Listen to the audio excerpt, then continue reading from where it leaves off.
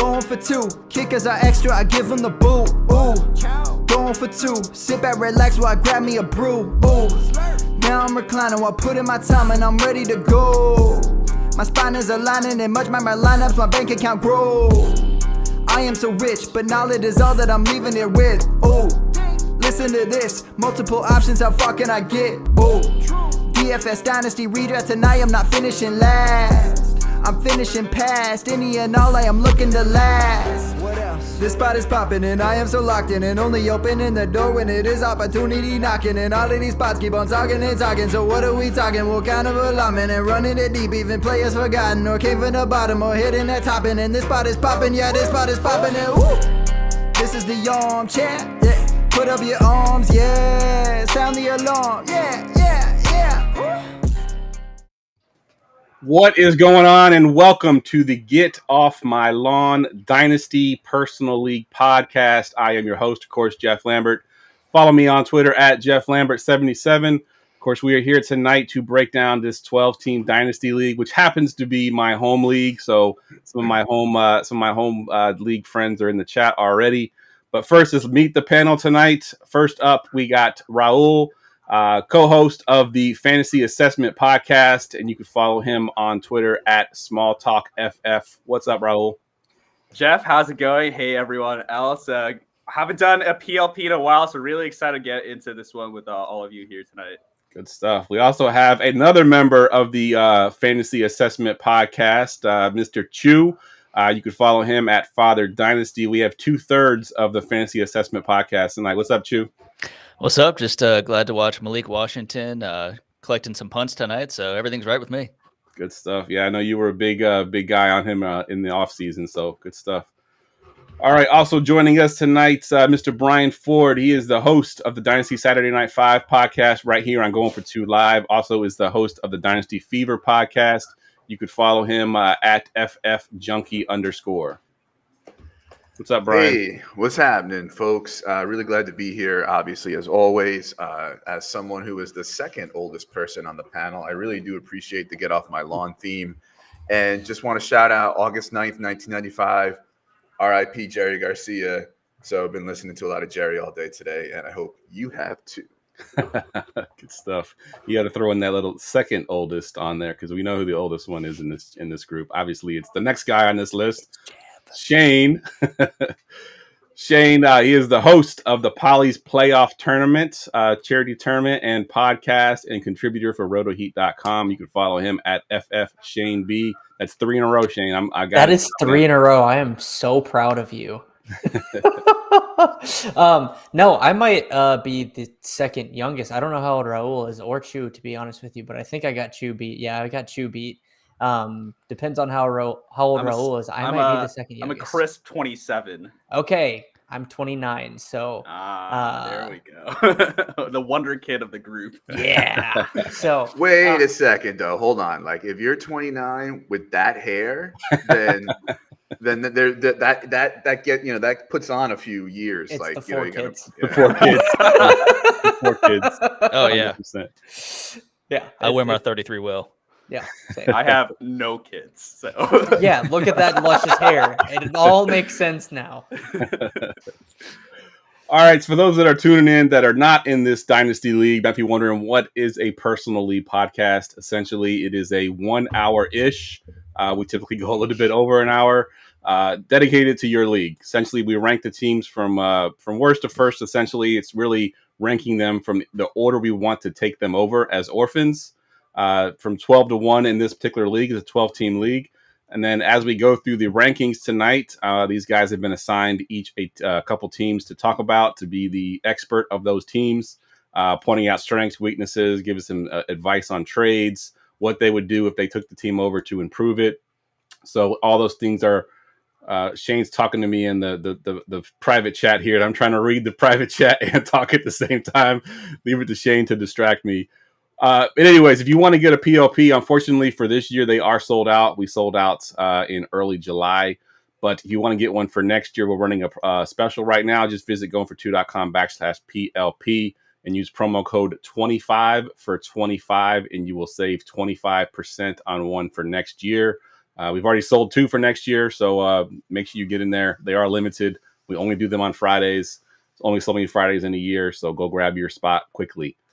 All right, we're going to jump into this league. As I mentioned, I gave these guys the rosters. They ranked them from 12 to 1, 12 being the team they would least want to take over, and 1 being the team they would most want to take over. And we'll jump right into team number 12. Number 12.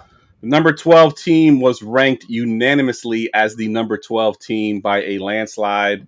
There was a little snafu in the rankings that we were all confused by, but it got fixed. Brian had it ranked incorrectly, but it is number 12, and it is Achu, which is Farhan. If you're in the chat, this is your team. Unfortunately, your team was ranked dead last.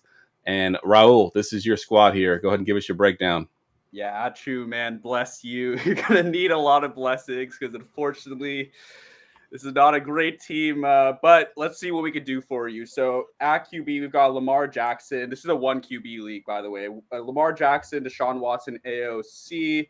Running back, Trey Benson, Nick Chubb, Jaleel McLaughlin, not mentioning the others. Wide receiver, a few bright spots, Tank Dell, who just scored a touchdown. We're so back, baby. Brian Thomas Jr., a few later round guys. I liked Demario Douglas, Wan'Dale Robinson. Might finally be the Bateman year. I don't know. Probably not. Greg Dulcich been getting a lot of hype and a lot of positive coach speak. We like that one. But really, when you scroll all the way down, at least on our sheet and definitely on Sleeper too, the problem is obvious. There's no first-round pick for this team for the next 2 years. And in a team with already limited flexibility, that is a tough situation. Man, I'm going to need you guys to help me on this one. I mean, I think the first move, I would say, I know people in this league are in the chat watching, but really everyone should be for sale. You should be taking offers for everyone. Probably would start with Lamar Jackson. 1 QB, a little less valued, but probably still a top 30 asset on average. So I'd see what you can get for Lamar from a skill player point of view. There's some like Tank Dell. This is a league where return yards are also scored. So Tank Dell, we saw him catch a few, at least a punt today. It could be a higher score than expected. Tank Dell and BTJ, I wouldn't rush to sell just because their value should only increase as time passes.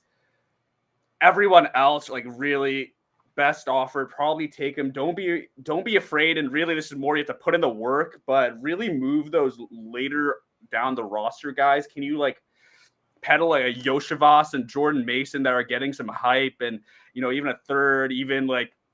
Let's take like a Jahan Dotson, for example. That's not really a guy that's valued too highly, but if he does better in an improved situation, that young wide receiver is going to gain some value. So you need to go out and try to make those incremental moves. This is not a team that you're going to be able to turn over in 1 or 2 trades.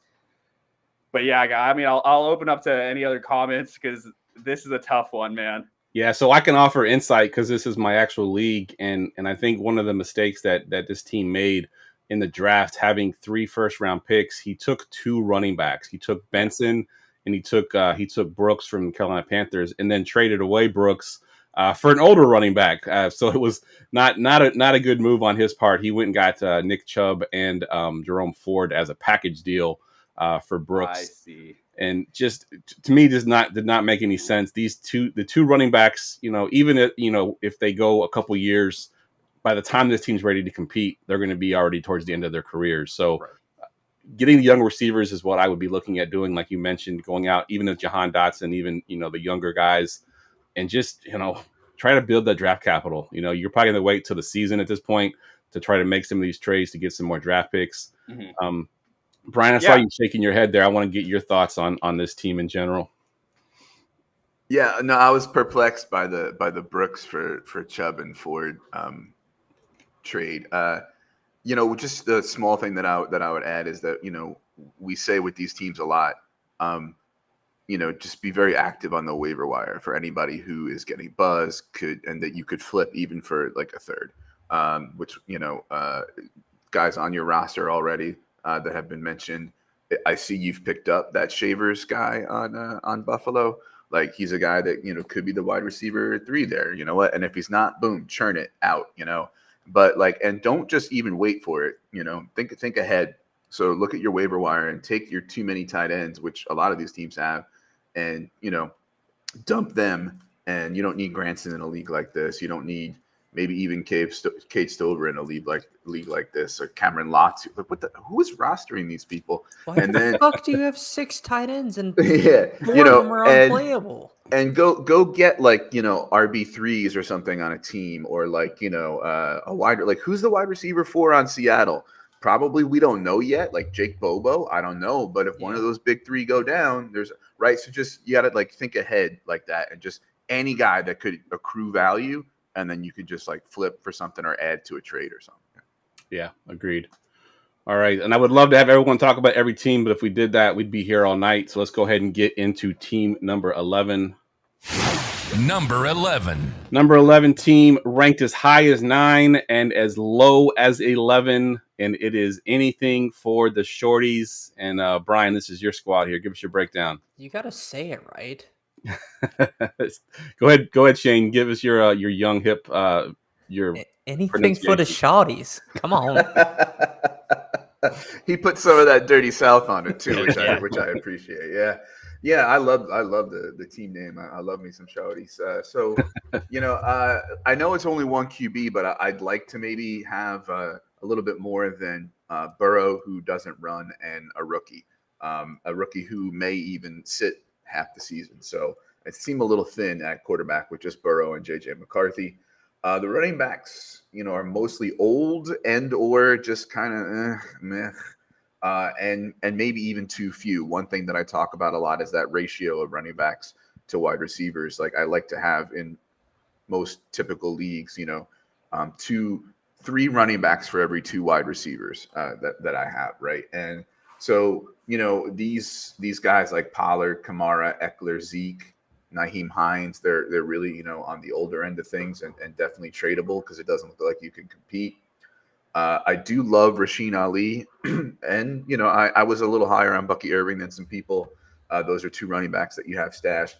Rasheen Ali, in my opinion, is really about to Wally Pipp, Keaton Mitchell, and I just don't believe that Justice Hill is all that good to keep him off the field, and is more of a sub for the Henry role than for the Keaton Mitchell role. So keep an eye on him because he can be a tradable asset. Wide receivers, they're solid, but not great at the top. We've got Neighbors, Pittman, and Keenan Allen. That's pretty decent. But again, we're looking at afterwards, it's kind of meh. And again, probably too many looking at the ratio of running backs to wide receivers. We've got Burton, Flournoy, Naylor, Bryce Ford Wheaton, droppable Bryce Ford Wheaton, maybe even Flournoy. Tyler Boyd, old. Chark, old. Osborne, Tony, who the hell knows what's going to happen? Palmer is I forget whether that was Trey or Josh. I should have put the initial on my doc. Doris Fountain, I got some buzz as he could be the wide receiver 3 in Detroit. Not sure what that's going to be worth, but interesting stash. Jalen Naylor, same thing, getting some buzz as the wide receiver 3 in Minnesota. When he came out of school, I thought he could compete for the wide receiver 3 right away on Minnesota, and he didn't. But now it looks like he may have a spot. And when you're looking at Hawkinson being out for a good part of the beginning of the season, that's another guy that could have a spike week or something, and then boom, you trade him. Tight ends are actually pretty good. I'm a big Dalton Kincaid believer, and I really think Jared Wiley is a good rookie tight end to target. I don't want to get too into it like we have 12 teams to do, but yeah, he's a very good stash. And Hunter Henry is going to be in a tight end friendly offense this year with the Stefanski offense in New England. So, probably a few touchdowns there for you. And we only have a second in 2025, so that's not great as far as draft capital goes. So it's really a mix of like old, meh, and bad draft capital that kind of got you down towards the bottom here. I would recommend a slight rebuild where you're going to trade some of these aging guys for youth or picks. You're going to fix your running back wide receiver ratio. And again, the advice to like hit the waiver wire and then flip those guys. So I think some of the guys I would trade right away are Kamara, Eckler, Zeke, Keenan Allen, and then there's maybe you can get a third for Boyd or Chark, And then there's just droppable guys there like Bryce Ford Wheaton and Nahi Hines and that sort of thing. So like not as terrible as number 12 was, but you got some work to do. Are you Yeah, I agree. holding And Pollard? Sorry, Jeff. just looking ahead at some of the rankings, right? This is the largest jump from one spot to the next, a full 2-point difference.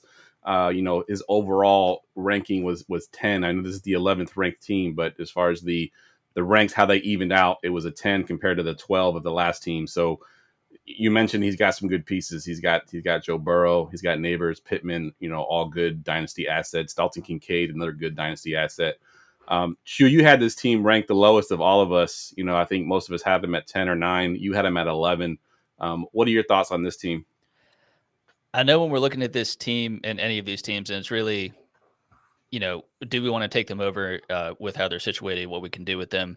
And with this one, it's an interesting mix of at the position of running back where you don't want to be old. That's arguably the oldest that you have. Again, a couple of good guys, but I do have some concerns to where I think it's maybe a fringe playoff team, but then when you have the older running backs, if you just limp into the playoffs, what does that look like for you? And then if you don't go much further, you have these guys, the running backs start to fall off. You do still have, of course, Burrow, Neighbors, the Pittman, some of these other guys that are good young pieces. But do you maybe try to get ahead of this thing? And like Brian was talking about, move a couple of these running backs. I do think there's maybe some people that you can move running backs and still get kind of piecemeal some guys in there to still compete as best you can, since you don't have your first or a first next year. But as a whole, I don't think you're going to be comfortably making it into the playoffs and making a push into the, second round or anything like that. So I think trying to be not as much a rose-colored glasses, I think would be a good idea. Yeah, I think too. I think he needs to make a decision, right? At some point in the season, because, I think you're right. I think he could be a fringe playoff team, but what is that really going to gain for him next year? He needs to decide, is this going to be a rebuild, get rid of these older guys, get what I can for them, get the draft capital, and just go with a full-on rebuild. But he needs to decide, because he's got older guys, and then he has guys like, Neighbors and, even Dalton Kincaid is young, Pittman's still youngish. So it's like his team is split almost down the middle. You got the old guys you want to get rid of, and you got the young guys you want to hold on to, but you got to make a decision which way you want to go here. All right, let's jump to team number 10. Number 10. Number 10 team, pretty good disparity in rank here. As high as 7, as low as 11. And it is Team AC. And Shane, this is your team. Yes, it is. Starting off with Trevor Lawrence, Jonathan Taylor, Kyron Williams. That's a great start. T. Higgins, Mike Evans, DeAndre Hopkins. Good, but getting up there in age, along with Travis Kelce and James Conner. Then you've got Chase Brown, who's been getting some hype in camp as the potential starter for Cincinnati. So I really like that pick. Your QB2 is Russell Wilson. I'm fine with that. There's just a lot of question marks on whether he starts as the starter and then stays as the starter throughout the year for Pittsburgh. So I would want to shore that up. Madison is just a guy. Like, if he gets playing time, he'll get you solid points. I still think there's upside left for Mingo. I really like Malachi Corley. I don't feel like a ton of people are talking about the Jets wide receiver room, because after Garrett Wilson, I feel like there's a lot of question marks left there. And obviously that all starts with Aaron Rodgers' health. Mike Williams is always solid, but old and somewhat injured. Zay Jones, scarred from being a Jaguars fan. Hunter Renfrow doesn't need to be on your roster anymore. Gabe Davis, I think, will surprise some people this year. I'm pretty in on Gabe this year. And then your tight ends paired with Kelce, having Noah Gray as a potential replacement for him going down the road if it's not Jared Wiley, and then also having Luke Musgrave, you're set up pretty well. I put you as a top 3 running back room in the league, and you've got to get younger at wide receiver. Those were some of the biggest glaring things to me, and you're missing draft capital for 2025. So if you could recap some of that, I think you have to, with your starting lineup, pick what direction you want to go. You're either going to push all the chips in and try and consolidate some of these bench pieces to get younger, but also solidify the starting lineup and make a playoff push, or blow it up a little bit, sell Mike Evans, DeAndre Hopkins, Travis Kelce, James Conner, and get younger. And then, Jeff, if I remember correctly, you guys have what's called cut day, where you have to cut 3 players off your roster. Bum drop. Yeah, bum drop. I have my 3 recommendations of being Hunter Renfrow, Royce Freeman, and either Cordero Patterson or Zay Jones. Yeah, that's a good call on those players. And I had this team ranked the highest. I actually had them ranked 7. Ironically, the 3 bottom teams. So this is a league that has divisions.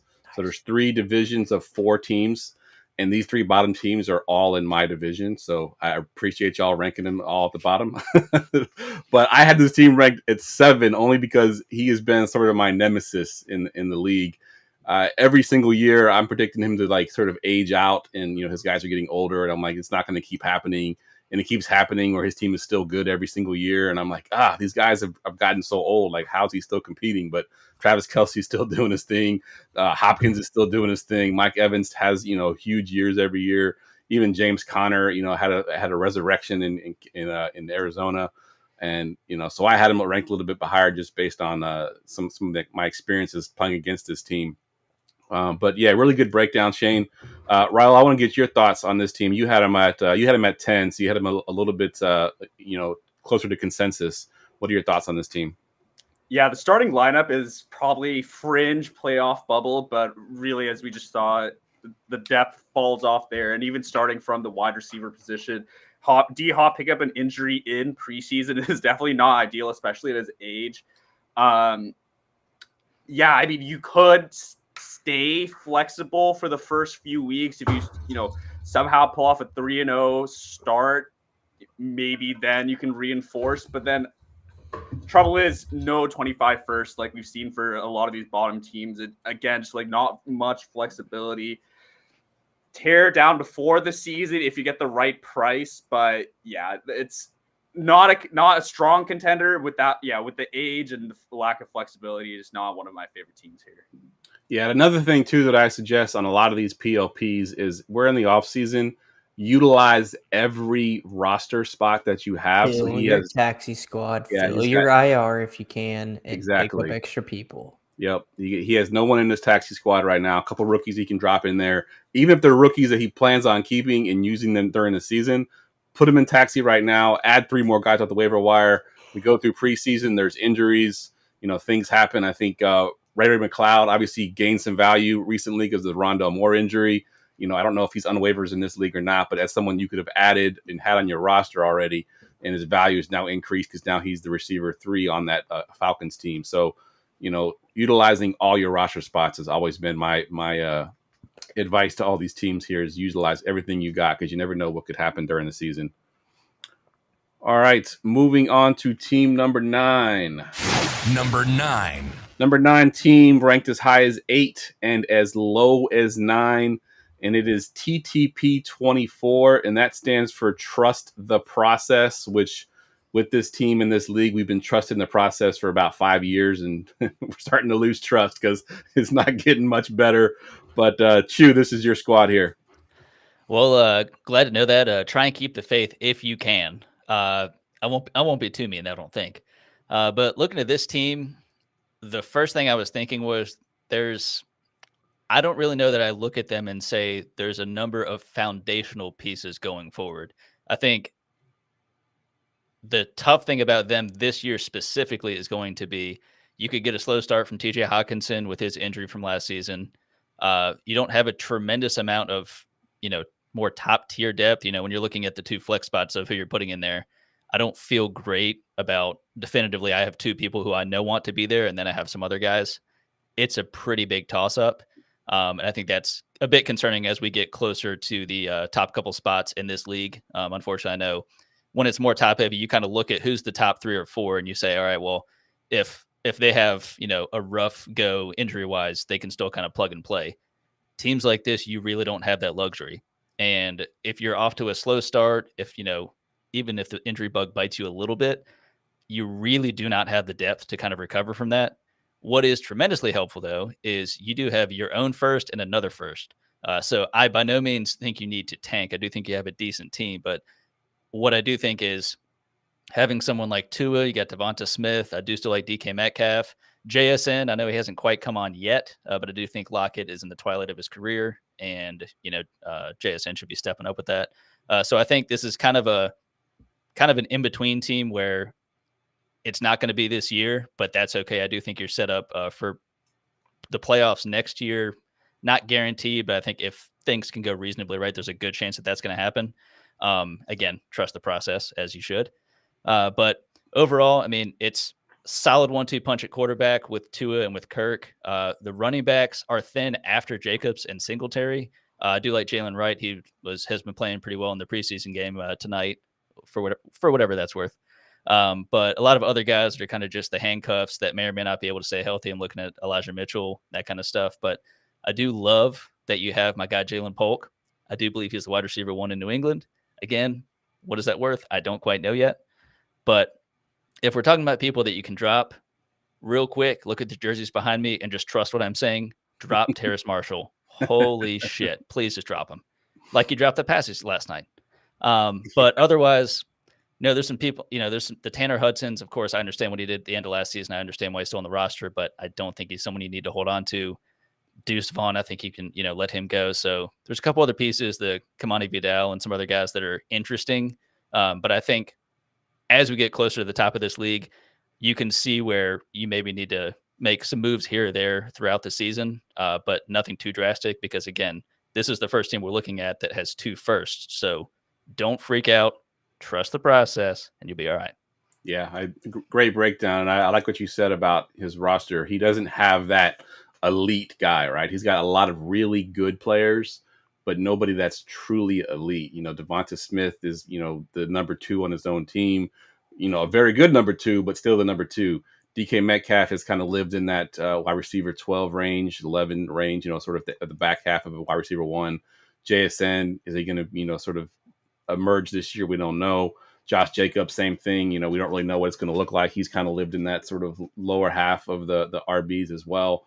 So nobody that's truly elite that you can put in that like top 5, top 4 category at any position. Brian, I will get your thoughts on this team here.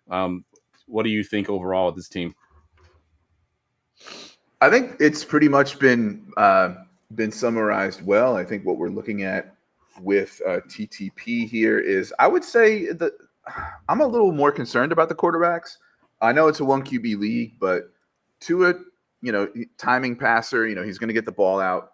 That's fine, but he doesn't run. He's not going to give you much with the legs. And speaking of legs, Cousins is, listen, I have a lot of optimism about the Atlanta offense this year, but if I could just play devil's advocate, he's 36 coming off an Achilles, right? So, maybe I would want, a third quarterback for a little more insurance. Running back wide receiver ratio, again, what was mentioned about no real elite players, specifically in the wide receiver room. Josh Jacobs is the most interesting piece on this team because there is the school of thought that is a very bull case on him this offseason, and there's the school of thought that's a very bear case on him this offseason. I think both schools of thought have interesting arguments. So maybe he's the guy, if you're pretty sure you're probably not competing this year, that you find the person who likes him the most in the league and see what you can get for him. Yeah, I like that as well. And that was Shane chiming in there with Hawk Tua. gotta sling that thing down the field is what he's saying. That this is actually his team that he's talking about.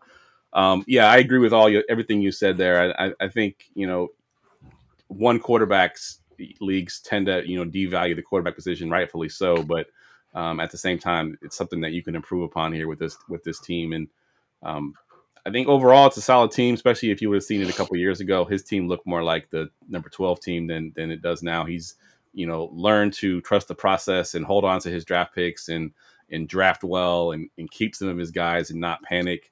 I know Shane is a big daily fantasy player. He's a big DFS guy. He wants instant results. And I think that kind of hurt him early in the league where he was trying to get instant results and win, and unfortunately sold off some good pieces, and he's kind of paying for it now. But I think overall his team's pretty solid. So Can I push back real quick on Jackson Smith and Jigba? Sure. You and Chu both said something to the effect that he didn't break out, which I guess technically is true. But even in that crowded wide receiver room, he still earned 93 targets and caught 63 of them last year. I'd be more than I'm more than happy with that production for him, knowing that he's more of a long-term play in Dynasty. I love JSN this year. Yeah, no number 3 wide receiver had more than 64 targets since DK Metcalf's been drafted on that team. And if you do the splits for JSN, both after like the bye and outside versus slot, and you look at how he was misused by Shane Waldron, He's like, got to go in the slot. wheels up this year. No, Yeah. actually, he needs to be He was mixed better in outside? more. Yeah, his numbers Really? were better on the Because I know perimeter, coming out of college, he was touted as basically As a just good a slot slot. guy. But I think clearly he's talented enough to do either. So I don't know. I'm just Yeah, I defending mean, Jackson. I've definitely said it on a couple of podcasts that JSN had a better season than everybody thinks that he had. I mean, he was almost 1,000-yard receiver as the number 3 option on that team. That's a quote unquote run first team. That's pretty damn good. You know, that's a pretty good rookie season. So I do think that wheels are up for JSN for sure. All right, let's get to the next team here, number 8.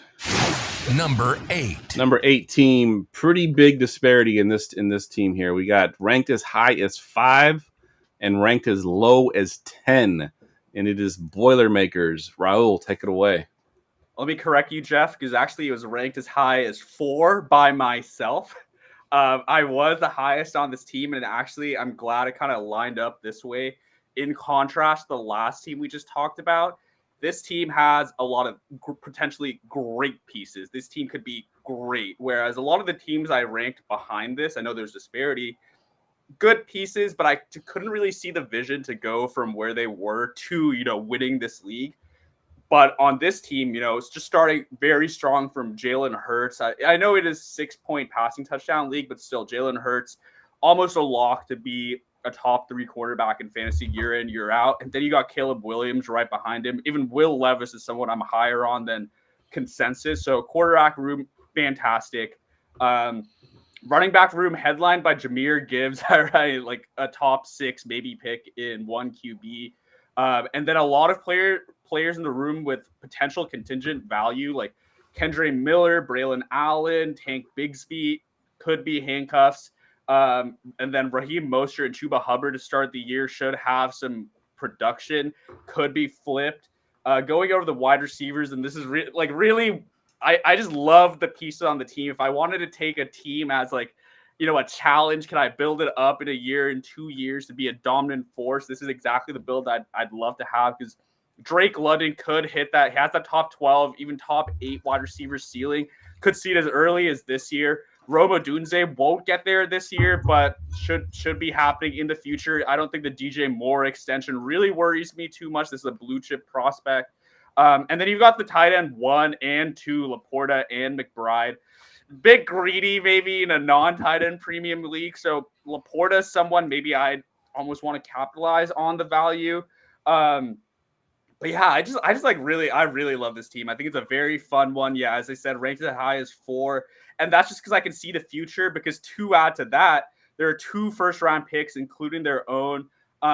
This class, 2025 class coming up. I don't know how tuned in the people in the league are, but it should be a big running back class. And we got I've heard people say as many as 6 running backs in 2025 could have been the running back 1 in 2024, right? So just having those 2 picks, including yours, which I don't foresee to be a playoff pick, really sets you up well to attack 2025. There's also, an extra second, 2 in 2026. So stacked with draft capital. I guess for now, the Sam Laporta one is a tough one. I wouldn't mind if y'all could chime in, but I think just what he put on paper this is a PPR league. I've been doing a lot of half PPR mental maths in my head, but I wouldn't mind capitalizing on that for a wide receiver plus, if you can get a Waddle tiered wide receiver plus a pick, or maybe another intriguing young prospect, build out that squad.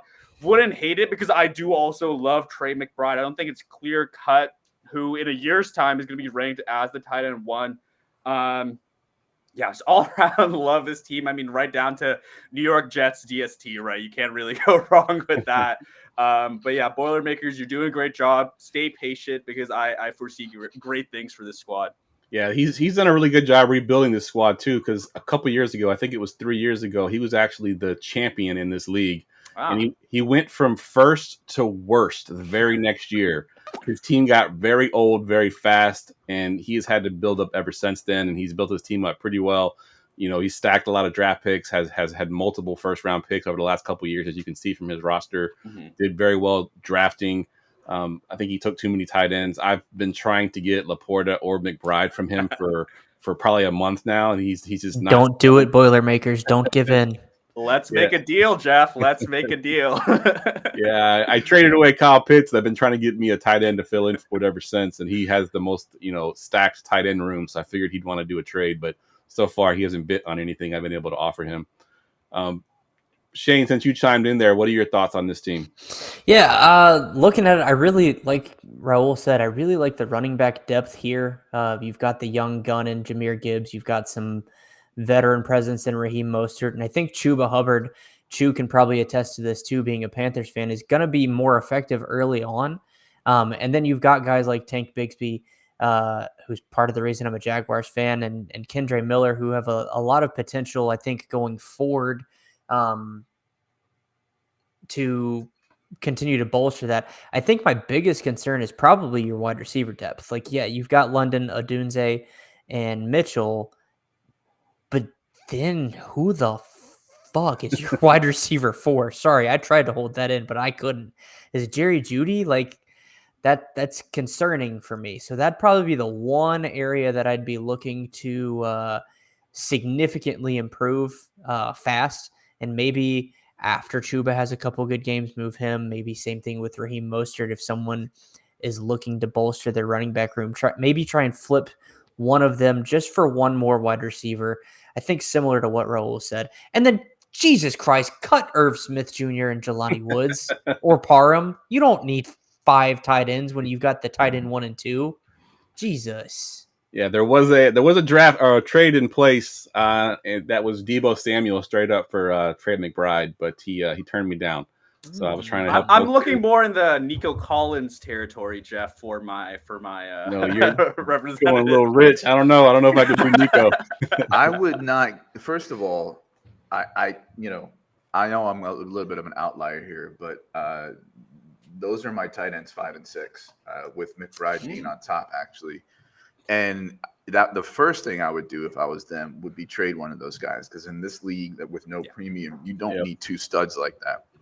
Yeah, that was my argument. But to him. I'm sure it's not giving up Waddle or Nico in a non-tight end premium for either of those guys. And I think that's one of the issues, is that one of the most tradable assets you have is devalued, not going to bring you much. Yeah. Yep. Yeah, I think when I was making the trade, I was pointing out that, last year in this league, the top tight end averaged 14.8 points per game, where the wide receiver 20 averaged 14.8 points per game. So, having 2 tight ends in your starting lineup is not necessarily optimal. I mean, great to have a great tight end in your tight end spot, but when you got one in your flex, you're leaving too many points on the board, in my opinion. So maybe this podcast will convince him to trade with me eventually. All right, let's move up to team number 7. Number 7. Number 7 team ranked as high as 5 and as low as 8. And I'm going to preface this name with what exactly happened in this league. So I had asked one of the teams to change their name because it was a little bit offensive.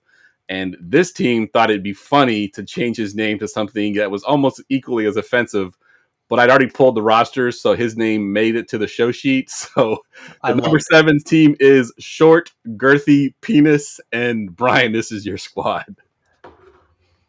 I think Jeff purposely gave me this team. I mean, if maybe I don't even like the TD and Chubb puns in fantasy football names. Like, it's like you're 12. This is just like what. However, the teacher in me, a short girthy penis is called a chode. So that's where the word comes from. And you should maybe change your team name to chode. So which is what you are for naming it that. So when we look at our quarterbacks, they're pretty solid for a 1 QB dynasty, right? We've got Allen, Kyler, and Penix. You know, you got two top 8-10 there with Allen Kyler, and you know a guy Penix who was drafted in the first round, and you know he's definitely a stash asset that's pretty good. The running backs are again very meh and too few for my taste. Najee, again, there's kind of two schools of thought on him this year. A lot of usage in the Arthur Smith offense, has lost weight, looks good. He's been fine, underrated as far as like, you know, box score numbers and that sort of thing goes. But then there's the other, you know, inefficient, overrated Jalen Warren ascending kind of thing. Either way, you know, he's pretty solid. You know, I think I have him around RB20, you know, in my rankings. Gus and Dobbins. Listen, you know, Dobbins, I don't know what he's got left. I want to root for him, but I don't know, you know, medically if he's going to be able to play much. His guarantee was only $50,000. So, you know, make of that what you might. When it comes to Gus, he's a 28, 29-year-old short yardage goal line back. I think people are kind of like a little over their skis with how much, you know, Harbaugh is going to run, and he's been in the Roman offense. He's somebody I would trade right away. And then after that, you know, we've got some good stashes. Deneric Prince, you know, listen, Deneric Prince is funny because he's one of those guys where like I was in on him as a deep sleeper, and then it turned out to be nothing. So I said, okay, I gave up, and now he's got all the buzz and is looking like the RB2 there. But again, it's training camp and preseason, could turn into absolutely zero. But you know, a decent stash. Lauby, a very good stash, I think. Garendo, I've been lower than consensus on to begin with, and he's injured now. Looks like right now, RB maybe 3-4 in the pecking order. You've got a few good wide receivers, but a lot of meh after that. And then I think probably, again, too many when it comes to the total number. Chase, Christian Watson, Xavier Legette, J-Mo, Sutton, Downs is kind of like your top 5 or 6 there. We all know about Chase. I'm more bullish on Watson than a lot of people are. Legette, don't like him much as a prospect, but he's going to have a path to touches. He's one of those guys where it's like, listen, he doesn't run refined routes right now, but he's really athletic, so we're going to get the ball in his hands because he's probably one of our best playmakers if you're looking at comparing him to guys like Mingo and TMJ and things like that, although I think Chu could probably speak to that better. I'm probably more bullish than consensus on J-Mo this year. You can see me soapbox about him on the last episode of DSN 5. And Sutton, you know, he's going to be the wide receiver 1 there. It's not going to give you much, but he's solid enough. Downs is somebody I'm very excited about. Obviously, the high ankle sprain complicates things, but I think people are kind of overthinking the whole he's the third wide receiver and that sort of thing. He's going to be on the field a lot in 2 wide receiver sets. When your alternatives are AD Mitchell and Pierce, you know, they've already talked about using Mitchell in the slot a little bit. So, you know, you're going to see Downs on the outside. He's just explosive, gets open, had very, very similar stats to Jaden Reed last year, who everybody is over the moon about. So, you know, this is a guy that we should be loving, except the high ankle sprain. And it takes a little while to ramp back. And you can ask people with high ankle sprains like Austin Eckler, Michael Tom, like, you know, sometimes you're not the same for a while, even though you're playing on the field. So I really feel bad for Downs because I thought he was going to have a huge year. He still may. He's younger, so keep an eye on that. Michael Wilson could be, you know, could prove, you know, productive as essentially the wide receiver 2, probably pass catcher option 3 or 4 on what we think is an improving offense. A.T. Perry, he doesn't really, you know, earn targets, but he's got some big play spike week potential. Darnell Mooney is an interesting guy to keep an eye on. He's going to start in 3 wide receiver sets. The Rondell Moore season-ending injury certainly helps him. Greg Dortch, again, you know, might be in the mix and a good offense in Arizona. Kyler certainly loves him. Elijah Moore, we've seen him do it, but, you know, not much, and he may get lost in the sauce there with Judy and the Njoku and Amari Cooper ahead of him, although that team is going to pass more. Every you know, personnel move they've made the last 2 years has shown you that they want to pass more. Malik Washington, we talked about him, I think either before we recorded or right when we started about getting punts. I was one of the people who loved him coming out, and people will say, you know, 6th rounder, et cetera, but he is really good for what they want on that offense. B, although the wide receiver 3 doesn't get much on that offense, it could change this year, which Mike McDaniel said when talking about Jonnu. He was kind of cryptic about that. Malik could be part of that because his competition is OBJ, which, he's a little old. And C, Mike McDaniel was pestering the GM for 2 rounds to draft the guy. So he likes him. He's definitely a guy to stash and keep an eye on. In a wide open wide receiver room that needs somebody on the outside, Brandon Rice could end up eventually at some point in the year, taking over Josh Palmer or Chark in the rotation. So hold on to him.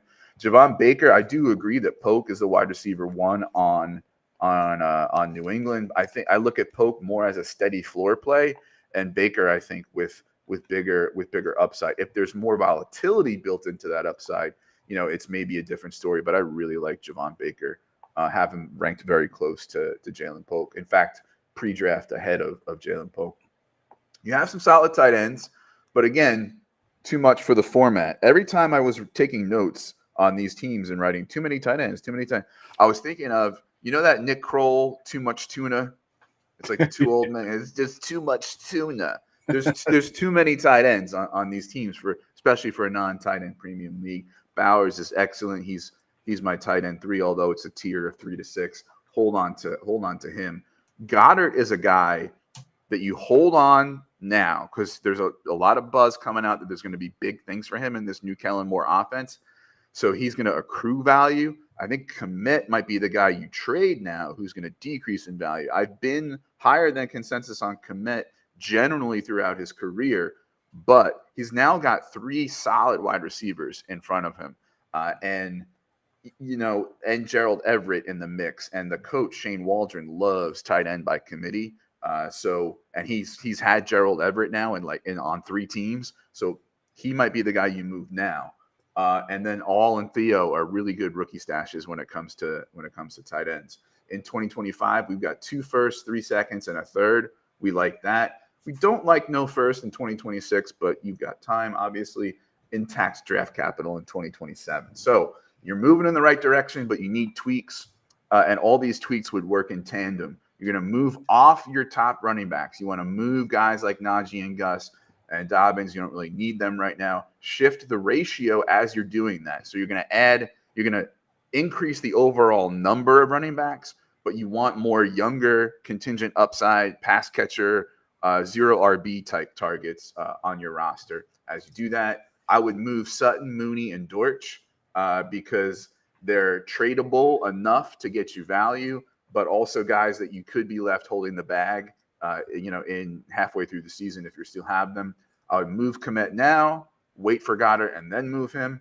And then, of course, you want to get a couple more picks, but also focus on getting cheap points, which a lot of people I don't think really value enough in Dynasty. And cheap points, what I mean is there are guys that are valued at X and guys that are valued at Y, and their production is generally similar, but people value the X more. You tier down, you get the plus, and you get cheap points. They're often boring and unsexy players. You get some of them on your team, and then add the plus. And then just look for guys that are young, have upside, value accrual potential, scour the waiver wire, that sort of thing. It's this. I was telling Jeff, there were kind of chunks in this league where a lot of the rankings are interchangeable, and really like team 4 through 8 or 9 for me are kind of flat, And so this is definitely somebody who could A, push to make the playoffs, but B, I would say don't go all in to do that. What I think this team is set up well for what I call that conveyor belt model, where you're not all in, you're not rebuilding, you're constantly good enough to compete in the playoffs, but also have draft capital in the cupboard. And I think this team is positioned well to do that. Yeah, agreed. And I got a couple of things I wanted to mention with some of your points there. One, I did have this team ranked the highest of everybody. I had them ranked at 5, but I also cheated because this is my league. And I know that first round pick that says Farhizzle next to it is the team we ranked at 12, which is a very good chance to be the 101. So that is something that I would love to have as an orphan if I'm taking over a roster. And I think with this team, and knowing what I could potentially trade that 101 for, I think I can turn this team into a contender pretty quickly. So there is that, a little bit of a cheat that I had there, ranking them at 5, because I think that pick's going to be the 101. But then also going to your point about being too many tight ends and there's not tight end premium. So there's a reason this team is called the Get Off My Lawn Dynasty League. This league is 28 years old, and these guys are they're all older like me, and trying to get them to change anything is very difficult. We just got rid of kicker a couple years ago. After years and years of years trying to get rid of kicker, we finally got rid of them. So I've been trying to like push them toward tight end premium, but they're just not willing to bite on that just yet. But I've been working on them. You know, sleeper flex is probably out of the question. I don't see that ever happening with this group, but maybe we can get tight end premium at least. If you notice, I haven't even acknowledged that defenses exist in this league, because that is another thing. That is another thing that's on the list. Really annoys me, but you know. Yeah. So yeah, there's a reason it's called the Get Off My Lawn Dynasty League, because these guys are kind of like that. They don't want to change too much. But Raul, let me get your thoughts on this team here. That was exactly what I wanted to share. The tidbit that you dropped, that he does have Farhizzle or a choose teams pick. I mean, who knows? After this consensus 12th ranking, the pick value might be the highest right now compared to in a year. So that is really a strong asset to be holding in this league, and especially the perception is potentially the 101. You could like really, you know, what's the word? Fast forward your rebuild with that. And so because Jeff took that point, I'll also add Greg Dortch could be a very sneaky guy. There is return yards too, which Dortch does return punts. It's not as boosted as the Scott Fishbowl, but don't sleep on Dortch. Yeah, this league has been doing the return yards for 20 years, so we're way ahead of the curve on the Scott Fishbowl. At one point early in the season last year, Rashid Shaheed was a top 18 receiver, so if you can believe that, just because of the return yardage. You guys have lived through all the different return rules too. Yes, yes, we have. That's a roller coaster. We've been through it all. All right, let's get to team number 6. Number 6. Number 6 was ranked pretty flat here, as high as 5, as low as 7. It is Dietrich 88, and Shane, this is your team here. Dietrich, I know you're in the chat. I see you. I need you to listen very carefully to me. I really like your team. I actually had you higher, I think, when I first went through my rankings, but one more team pushed you out of the top 4 for me.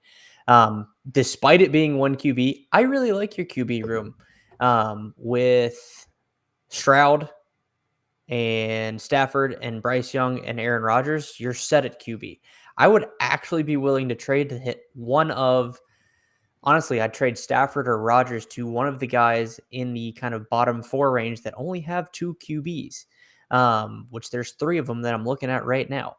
So go trade one of them and see if you can bolster your running back depth, because that was another note that I had taken, was that your running back could be better from a depth perspective, but your starters, I think, are probably one of the top 3 from a running back perspective. Your wide receiver room is very interesting. It's balanced with old and young. You've got Olave, McConkey, Christian Kirk, Amari Cooper, Deontay Johnson. I like that wide receiver room a lot. With Olave and maybe even McConkey, I think that gives you enough of a ceiling play.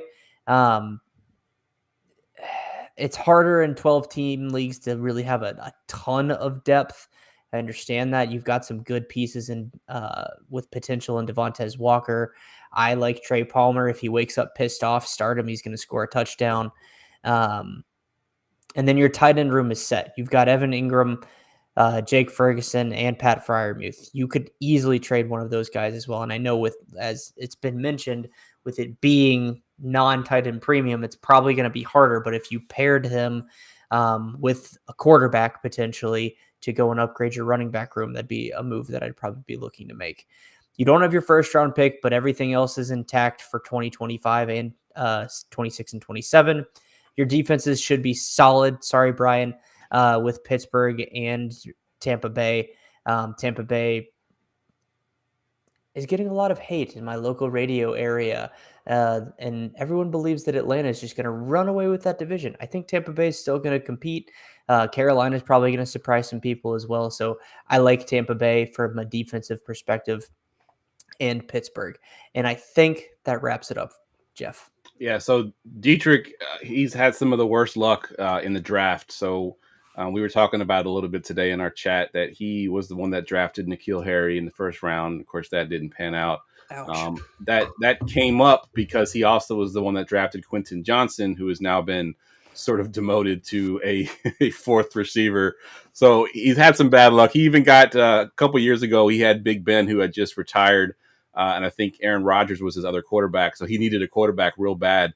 And one pick before his third round pick came up, the guy before him drafted Justin Herbert, who turned out to be a solid steal in the third round. So he has not had a lot of good luck in the draft. Now, obviously, he lucked out last year with C.J. Stroud, got Bijan Robinson, so he's doing much better now. So I think this team, if it had gone a little bit differently with some of those draft picks, he could be a champion right now. So, but he's done a pretty good job, recovering from some of those misses for sure. Let me go to you real quick, Brian. Give me your thoughts on this team here at number 6. Sorry, I was muted. Yeah, I had them ranked right in line with other folks, at 6. Dietrich always reminds me of my friend who he's German. His middle name is Dietrich, but it ends in an H, which is me stalling to find Dietrich on my notes. We've got a good quarterback Jeff, room, solid tight ends. I was gonna say, what Brian is stalling. You don't have Dietrich's team pulled up on the screen. Oh yeah, let me do that. Idiot. We've got 2 very good top running backs. The draft capital worries me a little bit. As I was going through, and this was the 15 that I was looking at, I said worst so far. You ended up not the worst because there were others who were bad, but you ended up in the middle there. Solid but not great wide receivers. I think you want to move towards some of the things that I was talking about. Our running back wide receiver ratio, conveyor belt, that sort of thing. And I don't think it's too hard on this team. I would look maybe into trading Achane. Like, don't get me wrong, like him, upside is huge, but he has a lot of value in the market, right? And so I think he's an attractive trade chip for you to tier down to another running back and add a piece, and then you still have King Bijan in your lineup there. Yep, good breakdown. All right, let's get to team number 5. Number 5. Number 5 team, pretty large disparity here, ranked as high as 2 and as low as 11, which is a huge disparity. And it is G-Hop 36, and this is your team, Chew. Yeah, that was interesting seeing the disparity in it. From any of the PLPs I've done, it seems like usually the disparity is with the Patrick Mahomes team. It kind of ends up being that way. I don't know if the thought is like, I don't want to start with Mahomes. Like, I either want more of a project or I don't know what the thought is, but I had them at 5 myself. Looking at this team, Mahomes is, again, always a great place to start, especially when it's one quarterback and 6 point per passing touchdown. You have a couple of other quarterbacks in Bo Nix, Daniel Jones, and Justin Fields, which, again, you don't need 4. And I guess we're still trying to figure out what's happening with Justin Fields in Pittsburgh. So I would say you could certainly move one of those guys if you wanted to. But the tricky thing with this team is props for, I can comfortably say you have the worst tight end room, but guess what? It's perfectly fine. And having someone like Jatavian Sanders as your starting tight end, and I mean, you do have, I'm a Taysom Hill guy. I'll be a Taysom Hill guy until he retires. He'll just have weeks where he gets stupid usage, and that will tremendously benefit you when you have a number of other guys, Mahomes, Kenneth Walker, AJ Brown, Brandon Ayuk. So you have a plenty of other, top end guys at their respective positions, to where I think you can absorb some either boom bust weeks or some just, mediocre play out of the tight end position. Mentioning the depth, though, overall, I know you have a number of, I would call them top 20, top 24 receivers, and AJ Brown, Brandon Ayuk, Jordan Addison, maybe get suspended or not, dealing with Sam Darnold. We'll see how that goes. Both of the Kansas City receivers, so you got that stack with Rashee Rice and Xavier Worthy. We'll see how that goes over the next season or so of who really steps forward.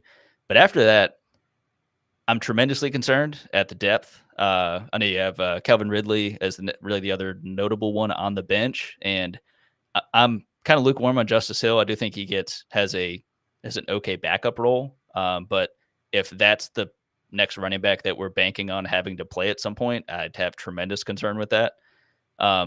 It's a number of other guys who it's a veteran Noah Brown who, has a role here or there. It's Zach Evans who is only going to play because a bunch of people get hurt. So I have a lot of concerns with a lot of that. But when I look at this team, the first thing I saw was the only picks you have are all of your own picks. And so I feel like I know you in the league. Like I know the person in the league. I'm not trading picks. I have my picks. I'll make my picks. Get off my lawn. So I understand this now. But looking at this team, usually with that kind of stuff, you have your own picks, and maybe that's a team that ends up being a bit older and kind of just, you're not trading or anything. So I like that you have the younger receivers and everything, but I do have the concern that if there's any real injury, the Addison suspension we're going to expect happening, maybe Rashee Rice, we don't know. I think it's going to be one of those teams where it's like, but he has Patrick Mahomes. How did he not make the playoffs? It won't take too much to kick you out of the playoffs, and that's unfortunate. But again, if everything goes right, you're in the playoffs, and you have a very strong team. So it's a very volatile situation. So best of luck. Yeah, it's a good breakdown, and you're right. He is that guy that does not want to trade picks. He actually doesn't really trade at all. We all kind of make jokes that he drafts his guys and they go there to die. Because he drafted Leonard Fournette, who you can still see on his roster on his bench, and he just sat there the whole time. So he does not make a lot of moves. I actually got him to trade with me during the draft this past draft, which was like a big surprise to the whole league. So maybe he's waking up here and he's going to start doing some more trades, because he really needs to make some trades to get to his roster where he can compete. He drafted pretty much every guy that you see on there. He's drafted them, and they've been on his team this entire time. Raul, I want to get your thoughts on this team a little bit and what you think about just the points that Raul made. And then with the tight end position, we always say there's too many tight ends. He's basically punted that position at this point. Punted that position, but I think honestly, like, this is a year where I see a lot of cheap tight end points available in the market. So I wouldn't be afraid of going on some of our fantasy assessment favorites, including Mr. Colby Parkinson, certain Noah Fant, but there's like Conklin, and there's so many cheap tight end points that in a non-tight end premium league, you can make that position work. So I really wouldn't be too worried there. I love the wide receiver room. I mean, you can't not love having Mahomes, but especially the wide receiver room from top to bottom. All great players. AJ, I don't know. I might be the staunchest AJ Brown guy out there. I think he's like boring at this point. But what are we gonna do? Not rank him as like wide receiver 6, right? In like redraft. The running back room is probably what's holding you back from being an elite team. I don't think you need too much luck to see this as like one of the top final four, but there's been a lot of great buzz about Ken Walker, especially in the past week. They were talking about him, really hyping him up on a 3-down role too. So he could break out from where people are kind of projecting him right now. I'm not in on Swift. I know there are a lot of true Swifties out there on the Twitter sphere. But yeah, I mean, and then beyond that, the depth just drops off. So some moves might need to be made. I think this is finally a year where you may have to be willing to open up that war chest, spend some of those picks.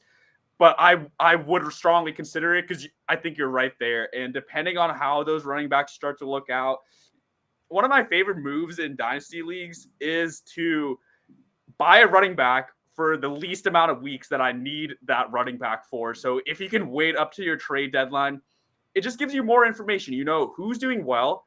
You know how your team's going to do and how your team's going to finish. And lastly, you know what teams in your league are not doing well and might want to sell the running back. So, sit on that stash. It's only your own pick stash, but don't be afraid to open up that wallet and spend it. But I really like this team. I had him at 5th.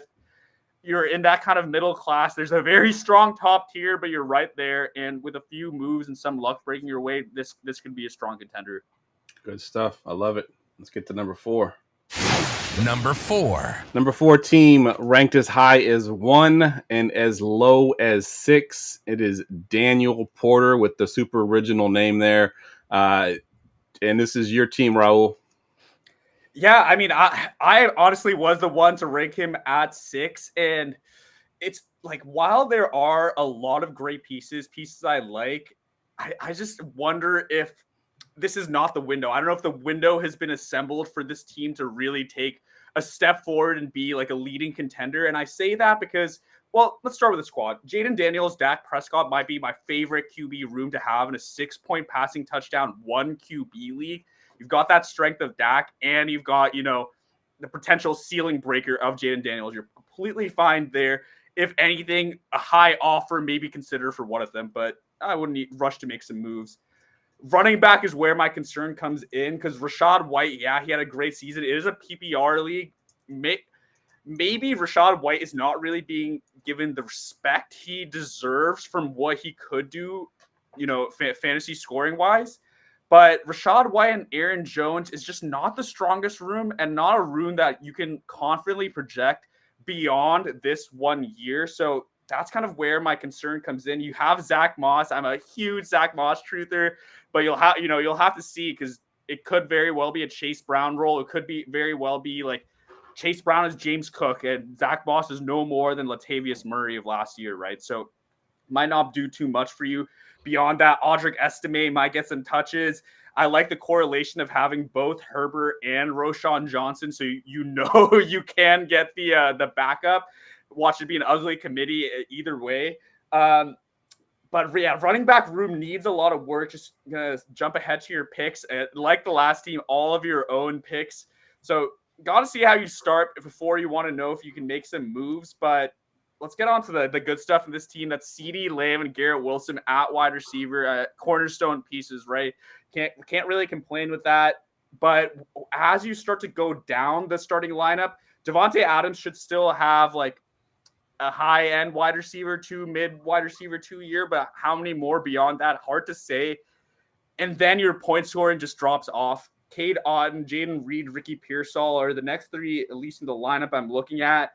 Hollywood Brown, Jacoby Myers. Not really too many point scorers after that. And that's just why I may have I ranked this at 6th. It just seems like a team in between ideas, in between positions in the league. It's going to need some work and whether that is to sell some of those older players, Devontae and the running backs, or buy another running back addition to add to this team. It's going to take some work. I'm not 100% sure which way to go yet. See how the season starts, but that's kind of the thinking behind having my ranking at 6 for this team. All right, great breakdown. And Shane, I want to go to you because you had this team ranked at number 1 overall. Yeah, baby. So I want to hear your thoughts on why you liked it so much. Yeah, I think this team actually has the best depth. There's a lot of potential in the running back room, and Roschon, Audric Estime, Zach Moss, Khalil Herbert, Keaton Mitchell, Charbonnet, like all of those guys, there's enough cloudiness in the situations to where they could easily take over. Then you've got Adam Thielen, who just had a 1,000-yard season. You've got on the spreadsheet, you've got Hollywood Brown down there. You've got Jacoby Myers, who's always a sneaky wide receiver 2, wide receiver 3 candidate. Darius Slayton, I can't believe I'm actually saying his name, but he always has those weeks where he ends up going off and scoring 2 touchdowns or having 112 yards and a touchdown. And then Chig is someone who I've not typically been in on, but this year, his offensive coordinator, I think I mentioned this on the last PLP, is actually the guy that was in Vegas and Oakland when Darren Waller went off, and then he was in Jacksonville last year with Evan Ingram. So Chig being your backup tight end behind Cade Otton, right? Yeah. Yep. I think is a great tight end room with a lot of upside because at the end of last year, Cade and Baker really started to hit it off too. So I just liked the potential of this team as well as just the balanced build of it. Yeah, I think with like you mentioned with the tight end and Chig, the D-Hop injury. You got D-Hop, you got Calvin Ridley, and then what? It's Tyler Boyd. So I think there's a chance that Chig, just from the sheer, someone has to get targets. I think he could be definitely in play. He's an athletic guy. Traylon Burks guy. Yeah, I don't know. I'm not sure I can buy into Treylon Burks. I was a big, hater of Treylon Burks, and that Isn't he hurt? He's always hurt. He's always hurt. Yeah, Mike Williams went up and came down and got hurt. That was the joke. All right, let me get your thoughts on this one, Chu. Yeah, so I was probably, I guess, middle of the road here, having them at 3. But I mean, there's some things I like about this team. It's been highlighted, of course, a couple of those young cornerstone receivers. Rashad White, I think we've seen his ceiling. That doesn't mean that he can't reach that ceiling again, but I think we have an understanding of what he can do, even with, okay efficiency, but just with that kind of volume, he's going to be fine in that offense. But overall, I would say you could drop Darren Waller. I don't know if I'll have to check the sleeper scoring. I don't know if you get any points for the number of rap tracks that he releases during the season. So there's probably a bonus in there somewhere. I'm not sure, but yeah, it's Rap Track Premium. There you go. But yeah, I mean, kind of like what was mentioned about, there is the interesting depth of the Hollywood Brown, Jacoby Myers. I do have a little bit of concern running back depth wise, but I do like Zach Moss. Otherwise, I'm not too sure. I do hope Khalil Herbert gets out of Chicago and gets a chance to play more somewhere else, because I do think he's a good home run threat. Dallas. That'd be fantastic. I'll let my Virginia Tech bias show a little bit there, but yeah, I mean, overall, it's an interesting team. There's some youth, there's a little bit of age and some of the wrong spots with Aaron Jones at running back, but overall, I mean, a solid team. And I think you could go a number of different directions with it. All right, good stuff. All right, let's get to team number 3. Number 3. Number 3 team ranked as high as 2 and as low as 4, and it is the Beavs 79. Brian, this is your squad. Yeah, so I think, I'm going to assume birth year here. We've got Jeff with 77. I'm 78. The Beav here, 79. I'm shout out to our old folks. I think I don't know if the Beav is named after Leave It to Beaver, which I think the rest of this panel might have to look up to see what that actually is. But yes, we have a top team here. I ranked them at 3, so right in line with where they ended up. When we look at our quarterbacks, we've got Justin Herbert, who is I think there's a lot of worry about the volume. I think efficiency and touchdowns can help prop that up, and also with the 6-point passing scoring, 6-point passing TD scoring, I'm not too concerned. So I do like Herbert as your starter, probably undervalued in a lot of circles. And then you've got Baker, Carr, and May as depth, and one of those 3 is gonna be fine to put in a bye week or an injury, and you'll be okay. Carr is interesting because he's getting that new offensive coordinator, but he probably has the worst set of tackles in the league, so not a good combination there. I think you've got okay running backs, but I think when I look at running backs and I look at that, too much investment and value held in that position, right? I want to take the value of my roster and not have it be stored so much in the running back position. James Cook, I think he and Ray Davis are going to be the Walmart version of Gibbs and Monty this year. Looking forward to that. Derrick Henry, obviously aging. He's a beast. I think if everybody's convinced that he's going to get double-digit touchdowns, then maybe we should pump the brakes and rethink that. Monty is the not Walmart version of Monty. Brian Robinson, underrated. Zamir White, volume, projectable volume, dead zone running back, overrated. Shipley and Corum, good rookie stashes. So I'm looking at those 5 running backs of Cook, Henry, Monty, B-Rob, and Zamir White. I would want to move off of 2 or 3 of them, 2 probably of them, and reshuffle that into maybe one younger upside running back plus a pick plus a wide receiver. Just kind of move that around. I don't want so much of my investment stored in the most injury prone position and the wear and tear position, right? So our wide receivers are solid, but again, I think we need to balance the ratios, particularly when we get to looking at this team's tight ends and defenses. Obviously, Marvin Harrison Jr., top prospect, probably going to be behind, I think, Neighbors in 2024, but long-term, the better play. Puka is going to regress a little bit this year, in my opinion, but, he's still a top 10 dynasty wide receiver. It's certainly worth having. I tend to be on the bear side of Pickens. He's an interesting asset though, because he can have a spike week, but at the same time, we don't know if Ayuk is going there. I doubt Ayuk gets traded, but I tend to be below consensus on Pickens pretty much all around. And you've got, I think, some good some good guys there like Godwin and Dotson behind him. I tend to be higher on Dotson than some other folks. So maybe one reason why I like this team. Pitts is my dynasty tight end 1, so very good there. But you've got way too many. Dalton Schultz, Noah Fant, who's a good tight end 2 and undervalued. Same for Juwan Johnson, Michael Mayer. That second layer of tight ends, you need to move like 2 at least of them. Darnell Washington, listen, man, like I liked D-Dub coming out of college. Like I saw a path there for him, but they just haven't used him. Now, Arthur Smith has a way of using the tight ends weirdly, so you never know, but he only got 10 targets last year. So let's, you have 4 defenses. Yeah, give him hell. And that's all I'm going to say. Your draft capital is good, which is probably one of the reasons why I still have you in the top tier here, despite having 4 defenses and too many tight ends. You've got, but it's kind of weird, right? Like, so you've got 1 first in 2025, but then nothing else. You've got 3 firsts in 2026, but then nothing else. You've got a 1st and 3rd in 2027, but no 2nd. And so you're like, okay, well, I'm looking here, 1, 3, 4 firsts. I'm awesome. Yeah, you are. But having a little bit of variety and overall number of your draft picks is good too, right? Say there's a trade where the perfect plus you want to give is like a 2nd and a 3rd. Well, guess what? Now you can't, right? So you want to vary that up a little bit, and so keep that in mind when you're making moves of adding like seconds and things like that. So I would just tweak the team a little bit. I would fix your ratios and your construction. Too many tight ends, too much tuna.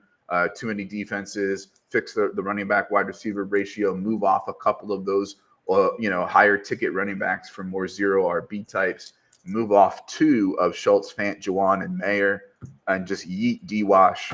And again, like you have 4 defenses, and so therefore you are not worthy of love. So just some quick insight to this team, and I'll give him props for this trade that he pulled off. So before we did this PLP, every year I would do a magazine. I would literally design a magazine page by page, break down each team. Took me literally like a month to do it. And this was the first year I was like, you know what? It's just, I can't do it anymore. I got too much going on. So we're going to do the PLP instead. But at the back of the magazine every year, I give out awards like best trade, best waiver wire edition, best draft, whatever. Well, he won best trade last year for his trade to get Puka Nacua, who I took as a free agent after the draft, spent all of my fab to get Puka Nacua, and then traded him to Troy before the season starts for a 2026 second round pick, thinking that I was selling him high because I'm like, he's a 4th round, 5th round rookie pick, and of course he goes on now. He's like a top dynasty pick, and I don't have him on my team anymore, and I'm pissed. But shout out to Troy for making that trade and seeing the value of Puka Nacua long before I saw it. All right, let's get to team number 2. Number 2. All right, we talked about big disparity earlier with an 11 and a 2. This one actually has the largest disparity, only because we have a hater on the squad here. This one was ranked as high as 1 by everybody. It was ranked number 1, except for Shane, who ranked this team at 11, and it is team going for 3, which is my team. Shane, take it away. Certified hater mode activated, motherfuckers. All right. Here's my justification. I was 100% being petty with Jeff's team. 1,000%. But we rank this based on teams that we would want to take over. And with this team, I'm probably going to sound like a lunatic, but I have a ton of concerns. Anthony Richardson is injury prone. If he stays healthy, Brian and I have talked about multiple times, he will break fantasy. He will be QB1 overall. But he's not been able to do that so far. Christian McCaffrey, injury prone, already dealing with a calf injury. Breece Hall has the ACL in his injury history. Justin Jefferson is dealing with freaking JJ McCarthy, who I do not believe in. Nico Collins and DJ Moore have a lot of target competition added into their rooms now, and it depends on what Caleb Williams can do for Nico. DJ Moore, I think, will be fine. George Kittle, love him. If you've watched receiver, I fell even more in love with him. He's probably one of the most lovable players in the NFL. But from a fantasy perspective, he can be boom or bust. And he also deals with his own injury issues pretty consistently. Something is in the water in San Francisco. I swear to God, their team's always injured. Keon Coleman. I know Jeff loves Keon Coleman. I don't. I think he's going to be Quentin Johnston 2.0, and you can quote me on that. Debo, how the fuck do you have all these San Francisco players, first of all? Well, it's because you're a fan. But also injury prone. Again, in the water. I think that was all the notes. And then Waddle is the wide receiver 2 on his team. I do think Waddle's a good bounce back candidate this year. The talent is there, like clearly. I just had a lot of concerns and wanted to be a petty little bitch. Not even going to lie. When it comes to some other players that we haven't talked about, Marshawn Lloyd, I think, is a good player for you. Ramondre Stevenson's not one of my favorite guys, but a good depth running back for you. Trey Tucker's a sneaky play. Jalen McMillan has been getting tons of love in camp. With your return yards, you've got Shaheed on there, Dontavian Wicks, Flowers. Like, you have a ton of talent, Jeff. Consolidate some. Find some ways to upgrade into another echelon with some of your players. I don't really know how you're going to do that because you do have a lot of talent. You've got 2 first-round picks, but I have my concerns. Oh, and for cut day, Chris Rodriguez, Trey Sermon, and probably Xavier Gibson. Yeah, so the Xavier Gibson was just a pickup because of the return yardage, and if he gets a larger role, what he could be. But yeah, I think those are probably my 3 cuts. But I'm really good about consolidating my talent as we get closer to the bum drop day. Because I don't like to drop anybody, right? I try to get value for anybody. I'll even sell players for fab. I'm like, I'm going to drop this guy. You're going to have to bid on him on the waiver wire. So why don't you just give me the money instead and you can have him? That's kind of how I look at it. So I'm going to try to move some of those guys off my roster. And but yeah, very solid breakdown. I'm curious to your thoughts on this team, Chew, as well. I mean, you're the boss, so obviously most of us ranked it number 1. No, I mean, it's kind of like I understand it's one quarterback. I start with quarterback and just kind of work my way down. I'm already excited with Anthony Richardson. I wish my Carolina Panthers would have gotten him instead of Bryce Young, but I'll just let that go. When I go from Anthony Richardson to Breece Hall to Christian McCaffrey, I really have no concerns of Christian McCaffrey's age. He's going to be fine. Breece Hall, he already came back tremendously strong off his knee injury.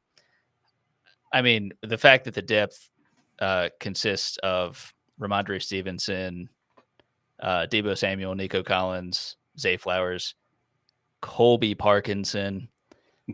I mean, I might as well have an AI-generated picture of Colby Parkinson behind me. The amount of times I've said mentioned his name. But the fact that there's all that, you also have, the 2 firsts in 2025. With a team like this, I have one of my quote unquote home dynasty leagues that was the first one I ever joined.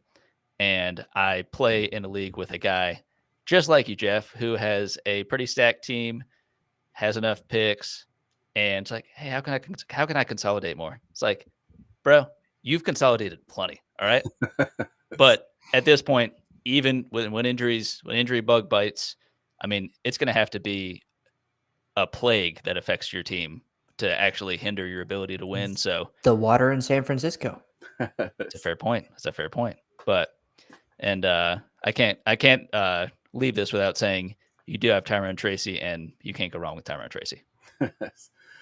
Raul, you wanted to chime in too there. What do you want to say about the team?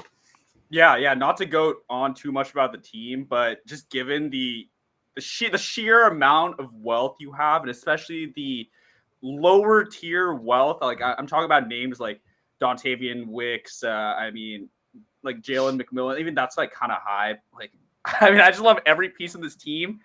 I see you don't have a defense rostered at the moment, which is probably optimal. I honestly, like you said, sell some for Fab for the cut day. I honestly wouldn't even mind. Like, can you get like the Dallas Cowboys and the Jets or the Browns? Like, can you get that? Because at the end of the day, the defense still contributes 10% of the points in your lineup. So that could be a way to kind of evaporate or open up a spot in a creative way. That's really the only thing I could suggest. I love this team. So Yeah, so that dropping the defense is something I do every year because I want to have as many skill players as possible. And defenses are so unpredictable. We never know who's going to be good, even though last year they were good. They might not be good this year.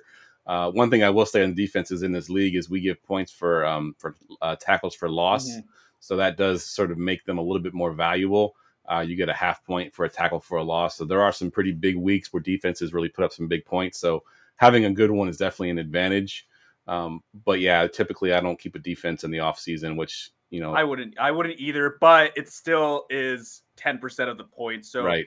if you're, I mean, I would say you're elite pretty much everywhere. So why not be elite at the last spot too? Yeah, fair enough. All right. Anybody else want to chime in before we get to the number one team? I did forget my favorite player on your team is Travis Etienne. I do love that.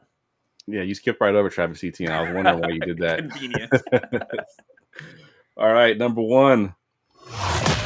Number one. All right, the number one team ranked as high as 2 and as low as 3, and his team name is 3 times champ, and it's because he is the only 3-time champ in 28 years that has been in our league. So pretty big deal. If you notice, my name was going for 3, so I am the back-to-back champion. So I'm going for back-to-back-to-back to get the 3rd championship. But he's a 3-time champ that he when we first started doing Dynasty, he went basically 3 out of 4 seasons he won the championship.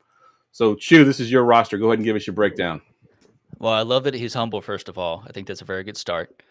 Looking at this team, I know we're coming off of talking about Jeff's team and, just, the amount of top tier talent. But when I look at this team, it seems very well built for this format. Just looking at the starting lineup, looking at, there's a couple of older pieces, but it's older pieces that aren't necessarily like the number one, your number one player at that position. You're not kind of living and dying by their production. And very good looking at having Love and Purdy. It's funny thinking just a couple years back, who in the world would think that having Jordan Love and Brock Purdy would be a suitable 1-2 punch for a 1 QB league? But I'm very much in on them again, especially like we were talking about with 6 point per passing touchdown, two very good plays there. There's been some rumblings, with Saquon going to Philly. Obviously, Jalen Hurts is a mobile quarterback. We expect Saquon's volume could be nerfed a little bit, but I do trust in what he's going to do there. I think, for the last couple of years, Philly has not had a running back like Saquon. We've seen Swift go there and do well and everything, but we saw Miles Sanders even, God forbid, do well there. Saquon is, of course, the best running back they've had in years. And one of my somewhat concerns is Jonathan Brooks. He'll be on the pup. The talk is he'll be coming back week 3, week 4, possibly. But in terms of drafting him, I don't know which pick you got him at. It makes tremendous sense given your team build and the fact that you do have, Javonte Williams. You do have Tajay Spears on there. A couple of other guys that could get some play with Rico Dowdle. Eric Gray had a good showing last night. So, I think overall, the strongest piece of this team is the Amon-Ra St. Brown, Tyreek Hill, even Stephon Diggs. Again, like I was mentioning with the older players, if you have a Stephon Diggs as your 3rd wide receiver, I think that's a good situation to be in. And you do have Cooper Kupp. I do think he's going to be in line for a big bounce back season. I think this is going to be kind of the final hoorah for the Cooper Kupp, Matthew Stafford connection. Not saying that but one or both are going to retire or anything like that, but I think in terms of what we know that connection to produce for fantasy, I think we're going to see something similar on a per game basis for them. We do hope that both have good health throughout the year. That's been some issue for them over the last couple of years.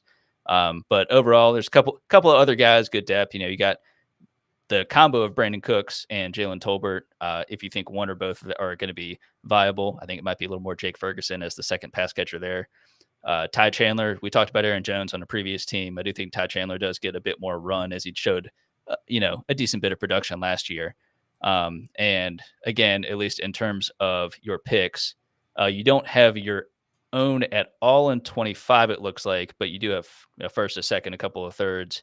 You do have, I think, as we established, Far Hizzle is the, as we believe, worst team in this league. Is that correct? That's correct. Yeah. Okay. Well, you have his first, so that should be pretty sweet.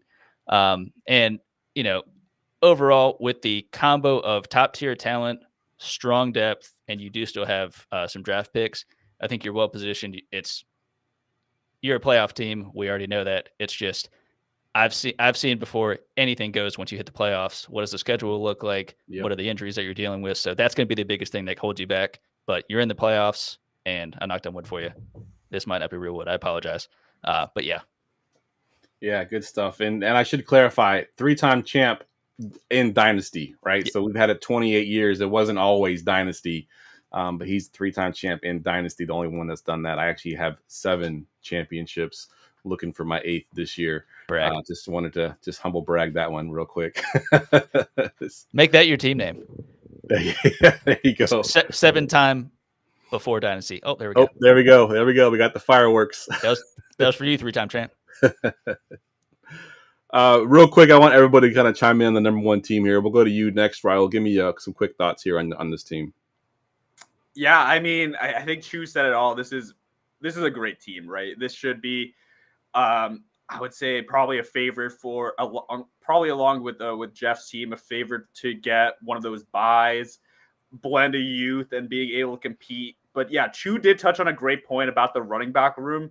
For immediate production, it is a little bit light. Javonte Williams is someone that I've gradually become more in on as the offseason has gone on, but that's also because his cost has gone down. You could get something from him, but RB2 spot to start the year is a little tough. So maybe I have to backtrack on what I just said about a comfortable buy team, but otherwise, this team is great, stacked from top to bottom. Might need some luck, but yeah, you've done well, kid. Probably way older than me, so not a kid. Yeah, I think this league is older than you, Raul. This team is 28 years old. Right. All right. Real quick, let's just do some dark horses. I know I kind of surprised y'all here. Let's just see if we can quickly pull out some dark horses of who you think is a dark horse team. That's someone we've ranked a little bit lower. Shane, I'm going to go to you first here. Give me your dark horse team. Son of a bitch. Actually, this is a really easy answer for me. It's the team that we had ranked as 10th, Team AC. I think they've got a solid chance at competing this year, but that was the concern, was long term. But I think this year they've got a really solid chance at competing. Yeah, that's a good call. I like that. Chu, who's your dark horse? I'm going to go real wild with it, and I'm going to pick someone who we had basically dead in the middle at Dietrich 88. There's something about having some guys, Stroud, Bijan, Achane, Olave, Deontay Johnson, Amari Cooper. There's a world in which each of these guys has strong seasons. A couple of them, more fireworks, you're welcome. They aren't necessarily going to be finishing first at their respective positions. Maybe Bijan does. I don't think Stroud does. But I think there are a number of people that have boom weeks that I think if you line them up correctly, it can get you into the playoffs. And again, when you're in the playoffs, anything goes. Absolutely. Raul, who you got for your dark horse? Yeah, I love that shot by Chu. I mean, that bottom half of that team kind of sounds like one of our mid-round target episodes, doesn't it? But I will go with the esteemed Sir Short Girthy Penis, or AKA Chode. I'm curious, actually, I think we saw that a Kyler Murray trade has happened just recently in this league. Yes, it did. Yeah, there's something that didn't make it to the show sheet, and I missed the trades. I don't even know what the trade was. Okay, well, this is the other team involved that gave away Kyler Murray, so that'll be interesting to see.